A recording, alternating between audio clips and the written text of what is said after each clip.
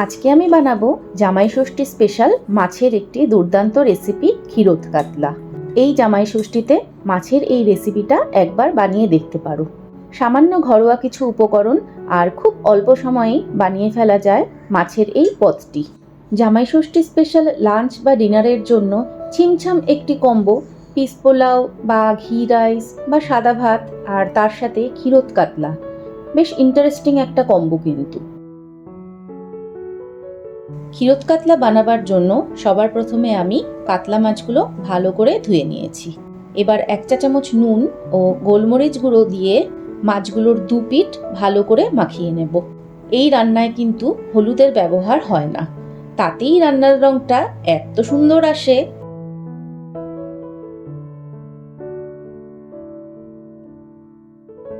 মাছগুলো 10 মিনিটের মতো এইভাবে ম্যারিনেট করে রাখতে হবে।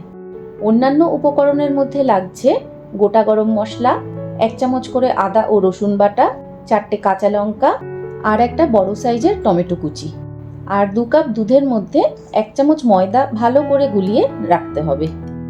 ক্ষীরোদ কাতলার গ্রেভির জন্য জলের বদলে দুধের ব্যবহারই করা হয়ে থাকে।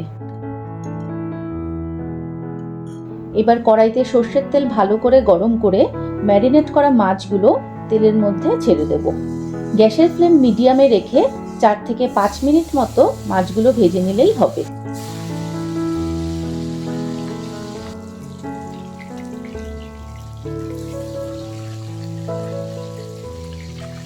এবার মাছগুলো তুলে নিয়ে বাকি মাছগুলো একইভাবে ভেজে নিতে হবে। মাছ খুব কড়া করে ভাজার প্রয়োজন নেই, মাছ খুব বেশি ভাজলে মাছের স্বাদ নষ্ট হয়ে যায়। কাতলা মাছের সবথেকে সহজ ও সুস্বাদু রেসিপি এই ক্ষীরোদ কাতলা। এই গরমেও অতিথি আপ্যায়নের জন্য একদম উপযুক্ত এই রান্নাটি। কম সময় ও কম উপকরণেও এরকম সুস্বাদু রান্না পরিবেশন করার মধ্যেও রান্নার সার্থকতা নির্ভর করে।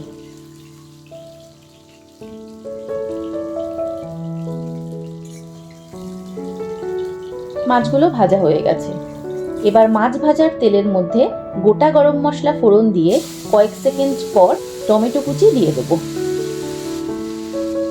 1 মিনিট মতো টমেটো কষানোর পর এবার আদা রসুন বাটা দিয়ে দেবো আর দেবো চেরা কাঁচা লঙ্কা। ঝালটা নিজেদের স্বাদ অনুযায়ী বাড়িয়ে বা কমিয়ে নেওয়া যায়। তারপর 2 মিনিট মতো সবকিছু কষাতে থাকতে হবে। এই রান্নায় কোনো রকম পেঁয়াজের ব্যবহার হয় না।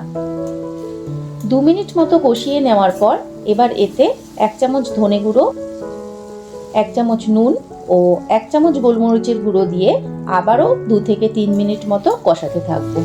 ক্ষীরোদ কাতলায় কাঁচা লঙ্কা ও গোলমরিচই প্রধানত ব্যবহার করা হয়। মশলা ভালো করে কষানো হয়ে গেলে এবার দুধের মধ্যে যে ময়দা গুলিয়ে রেখেছিলাম সেটা দিয়ে দিতে হবে। এই রান্নাটা পুরোটাই দুধ দিয়ে হয়ে থাকে, তবে যদি মনে হয় গ্রেভি খুব ঘন হয়ে গেছে সেক্ষেত্রে অল্প জল দেওয়া যেতে পারে। ঝোল সামান্য নেড়েচেড়ে এবার মাছ ভাজাগুলো একটা একটা করে ঝোলের মধ্যে দিয়ে দেব।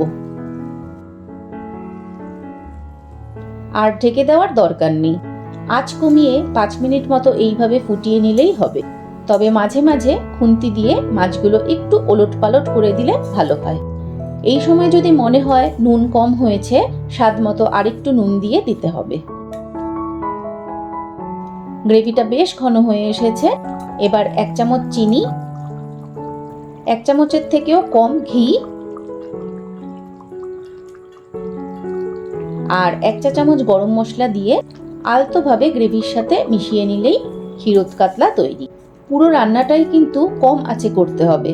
যেহেতু গ্রেভিতে ময়দা মেশানো আছে, তাই আঁচ বাড়িয়ে রান্না করলে খুব তাড়াতাড়ি ঝোল ঘন হয়ে যাবে, কিন্তু মাছের মধ্যে ঝোল ঢুকবে না।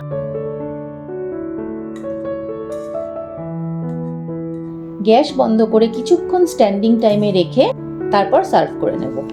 মাছের অন্যান্য সব রেসিপির থেকে একেবারেই ইউনিক একটি রেসিপি এই ক্ষীরোদ কাতলা। একঘেয়ে সর্ষে পোস্ত, পেঁয়াজ রসুন কষিয়ে রান্না থেকে স্বাদ বদলাতে এই ক্ষীরোদ কাতলার তুলনা হয় না। আমি আজকে পিস পোলাও বা মটর পোলাওয়ের সাথে এই ক্ষীরোদ কাতলা সার্ভ করছি। তবে সাদা ভাত বা জিরা রাইস বা ঘি রাইসের সাথেও এই ক্ষীরোদ কাতলা একদম জমে ক্ষীর হয়ে যাবে।